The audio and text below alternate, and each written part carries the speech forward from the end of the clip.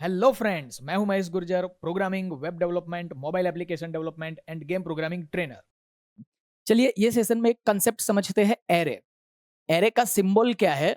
Array का symbol है square bracket. इसका पर्पस क्या है? इसका पर्पस है to store multiple values. To store multiple values. जैसे कि हमारे पास एक वेरिएबल है इंटीजर ए, तो एक वेरिएबल के अंदर सिर्फ एक वैल्यू को ही हम स्टोर कर सकते हैं। a इज इक्वल टू 10, तो ये पॉसिबल है।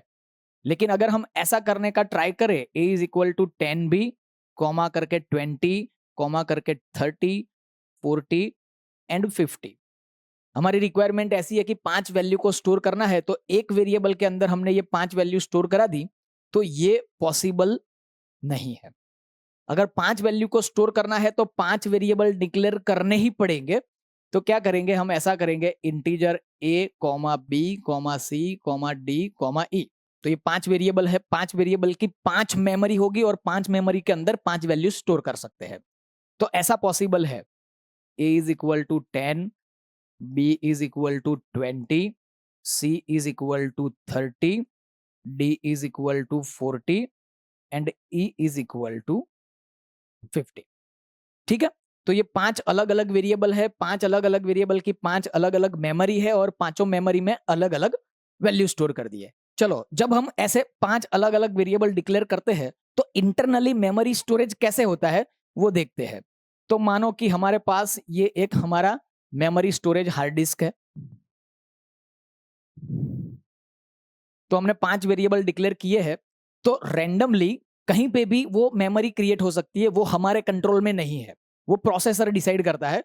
तो यहाँ पे ए नाम के वेरिएबल की एक मेमोरी क्रिएट हुई, तो जरूरी नहीं है कि बी नाम के वेरिएबल की मेमोरी उसके बाजू में ही क्रिएट हुए, कहीं पे भी रैंडमली कहीं पे भी स्टोर हो सकती है। तो ये बी नाम की मेमोरी है, हो सकता है एग्जैक्टली उसके बाजू में भी ये सी नाम की मेमोरी क्रिएट हो सकती है, डी कहीं पे भी होगा एंड ई कहीं पे भी रैंडम होगा। तो इस तरीके से वो रैंडम मेमोरी क्रिएशन होता है और हमारे टास्क का काम खत्म हो जाता है। तो क्या होता है, ये 5 वेरिएबल में तो कोई प्रॉब्लम नहीं है, लेकिन जब आपका टास्क ऐसा हो जिसके अंदर 40, 50 या 200 वेरिएबल क्रिएट करने की रिक्वायरमेंट हो, तो प्रोग्राम थोड़ा कॉम्प्लिकेटेड हो जाता है। तो वो कॉम्प्लिकेशंस को सॉल्व करने के लिए हमारे पास एरे का कॉन्सेप्ट है। तो एरे में कैसे इस काम को हम इजी बना सकते हैं, तो पहले तो एरे को डिक्लेयर कैसे करते हैं वो देखते हैं। तो एरे को डिक्लेयर करने का जो सिंटेक्स है वो इस तरीके से है, इंटीजर वेरिएबल का नाम ए, अब हमें कितनी मेमोरी क्रिएट करनी है वो स्क्वायर ब्रैकेट के अंदर हमें स्पेसिफाई करना होगा। तो स्क्वायर ब्रैकेट के अंदर मैं लेता हूं सपोज 5। तो यहां से इंडिकेट होता है कि भी 5 मेमोरी क्रिएट होगी, लेकिन पांचे 5 मेमोरी का जो नाम होगा वो सिर्फ ए होगा। ऐसा नहीं कि एक ही मेमोरी के अंदर 5 वैल्यू स्टोर होगी, मेमोरी तो 5 ही क्रिएट होगी, लेकिन ये एरे के थ्रू हमारा जो कॉम्प्लिकेशंस था वो बहुत ही इजी हो जाता है। तो इस सिचुएशन में क्या होता है, तो मानो कि हमारी ये हार्ड डिस्क है, ठीक है। फर्स्ट मेमोरी यहां पे क्रिएट हुई। तो एरे के अंदर क्या होता है, एरे के अंदर एक और भी टॉपिक है कि कंटिन्यूअस मेमोरी एलोकेशन। एरे की जो मेमोरी क्रिएट होती है वो कंटिन्यूअस क्रिएट होती है। सपोज ये फर्स्ट मेमोरी है तो सेकंड मेमोरी उसके बाजू में ही आएगी, third memory, fourth memory and fifth memory. तो पांचों 5 मेमोरी कंटिन्यूअस ही एलोकेट होगी। तो ये पांचों 5 जो मेमोरी है वो पांचों 5 मेमोरी का नाम है ए। सेपरेट मेमोरी थी तो हर एक मेमोरी का नाम अलग था, ए बी सी डी ई। तो स्पेसिफिक वैल्यू हम डायरेक्टली यूज कर सकते थे, A B C D E specific memory हम यूज कर सकते थे। लेकिन यहां पे क्या होगा, यहां पे तो पांचों 5 मेमोरी का नाम एक ही है, ए। तो अगर मुझे ये मेमोरी को यूज करना हो तो कैसे करेंगे, ये मेमोरी को यूज करना हो तो कैसे करेंगे?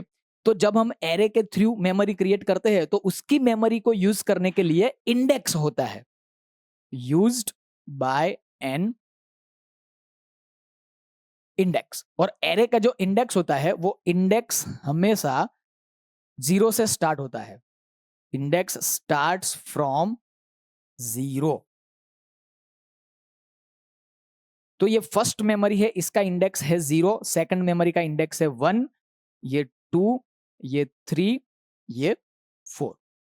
तो इसकी रेंज क्या हो गई? इंडेक्स की रेंज, अगर 5 का एरे है तो इंडेक्स की रेंज हो गई 0 से लेके 4 तक। अगर मैं 100 का एरे क्रिएट करता हूं, सपोज इंटीजर ए ऑफ 100, तो इसकी रेंज क्या हो गई?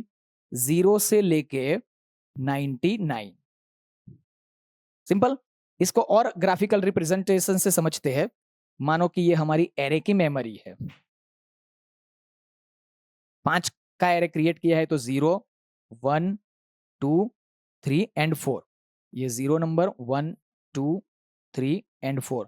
और ये जो पूरी मेमोरी है, पूरी मेमोरी का नाम है ए। तो ए ऑफ 0 किसको बोलेंगे हम? इसको a of 1, a of 2, a of 3 and a of 4। अगर पांचों मेमोरी के अंदर मुझे कोई वैल्यू स्टोर करनी है तो हम इसी तरीके से करेंगे। A of 0 is equal to 10, a of 1 is equal to 20, up to a of 4 is equal to 50। तो वेरिएबल का नाम हमारे पास एक ही है, लेकिन एक ही वेरिएबल के थ्रू अलग अलग इंडेक्स को यूज करके हम अलग अलग मेमोरी को यूज कर सकते हैं। ठीक है, चलो जैसे जैसे आगे बढ़ेंगे एरे के कॉन्सेप्ट में तो बेनिफिट पता चलता जाएगा। तो इतने कॉन्सेप्ट के थ्रू हमें क्या करना है? एक प्रोग्राम क्रिएट करना है कि scan 10 values and display. 10 value को स्कैन करना है और जो स्कैन करी हुई वैल्यू है उसको डिस्प्ले करना है। तो एक वे तो क्या हो गया हमारे पास, 10 अलग अलग वेरिएबल डिक्लेयर कर दो, ऐसे A B C D something something something. तो वो थोड़ा कॉम्प्लिकेटेड हो जाएगा। उसकी जगह पे हम क्या करेंगे? एरे को डिक्लेयर कर देंगे, इंटीजर ए ऑफ 10। चलो काम खत्म हो गया। और एरे हमेशा सिक्वेंशियल इंडेक्सेड होता है, 0, 1, 2, 3, 4। तो सिक्वेंशियल अगर होता है तो और भी काम हम इजी कर सकते हैं लूप के थ्रू। तो लूप के लिए हम क्या करेंगे? 4 i is equal to, array की लूप हम हमेशा 0 से स्टार्ट करेंगे क्योंकि एरे का इंडेक्स 0 से स्टार्ट होता है। ठीक है, i is equal to 0, i less than और इक्वल टू 10 है तो उसकी रेंज कहां से कहां तक होगी? 9 तक होगी। तो लेस देन और equal to 9 i plus plus. फिर यहाँ पे printf scanf address of A. सिर्फ इतना नहीं होगा क्योंकि अभी जो ए है वो एरे है। एरे के साथ हमेशा स्क्वायर ब्रैकेट यूज होता ही है।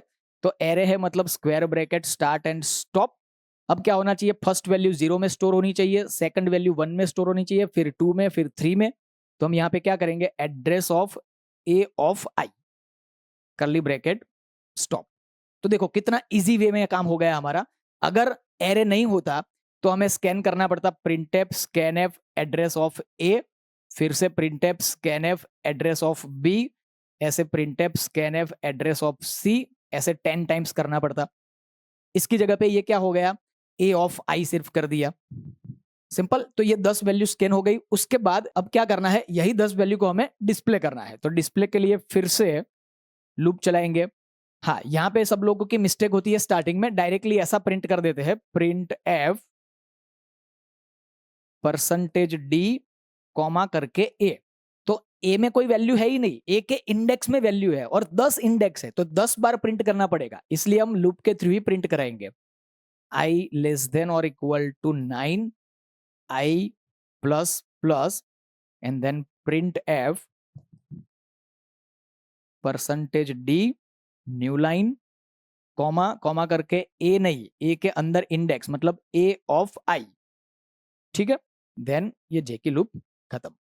तो फ्रेंड्स ये एरे का कॉन्सेप्ट प्रॉपर तरीके से समझ ले और आइए ये प्रोग्राम का प्रैक्टिकल करते हैं।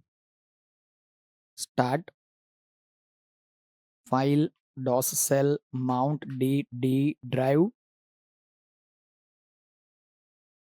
Exit new. प्रोग्राम क्या क्रिएट करना है? Scan and display array values. चलो hash include stdio.h main function curly bracket start stop clear screen get ch save d drive courses c plus plus को हटा देते हैं और स्टार की जगह पे नाम दे देते हैं array1। Integer a of 10, array के लिए हम लूप भी रिपीट करेंगे तो लूप के लिए एक वेरिएबल i। एरे का लूप हमेशा 0 से स्टार्ट होता है क्योंकि एरे का इंडेक्स 0 से स्टार्ट होता है। तो i is equal to 0, array 10 का है तो 0 से लेके हमारी रेंज कहाँ तक होगी, 9 तक। तो i लेस देन और equal to 9, i plus plus, फिर printf enter value scanf percentage d address of a. ऐसा नहीं चलेगा क्योंकि अभी ए क्या है, एरे है, तो एरे के साथ हमेशा स्क्वायर ब्रैकेट आता है, इंडेक्स आता है। तो स्क्वायर ब्रैकेट और स्क्वायर ब्रैकेट के अंदर इंडेक्स अगर मैं 0 दे देता हूं तो हर बार ए ऑफ 0 के अंदर ही स्कैन होगा। हमें क्या करना है, पहले 0 में स्कैन करना है, फिर 1 नंबर के इंडेक्स में, फिर 2 नंबर के इंडेक्स में। तो हम क्या करेंगे, ए ऑफ आई कर देंगे। ठीक है, तो पहले क्या हुआ, 10 एरे की वैल्यू स्कैन हुई। उसके बाद मैं क्या करता हूं, क्लियर स्क्रीन कर देता हूं, तो स्क्रीन फिर से क्लियर हो जाएगी और 10 वैल्यू को डिस्प्ले करना है। तो 10 वैल्यू को डिस्प्ले करने के लिए फिर से लूप रिपीट करना पड़ेगा, i is equal to 0, i less than और equal to 9, i plus plus, and उसके बाद इसके अंदर हमें प्रिंट करना है printf percentage d space comma करके ए ऑफ आई। सिंपल। तो चलिए रन करते हैं, कंट्रोल F9, 10 टाइम्स स्कैन करने का ऑप्शन आएगा। फिर जैसे ही ये 10 वैल्यू हमने स्कैन कर दी, स्क्रीन फिर से क्लियर हो जाएगी और जो स्कैन करी हुई वैल्यू है वो डिस्प्ले हो जाएगी। सिंपल। तो फ्रेंड्स ये प्रोग्राम का प्रैक्टिकल कर लीजिए, मिलते हैं नेक्स्ट सेशन में।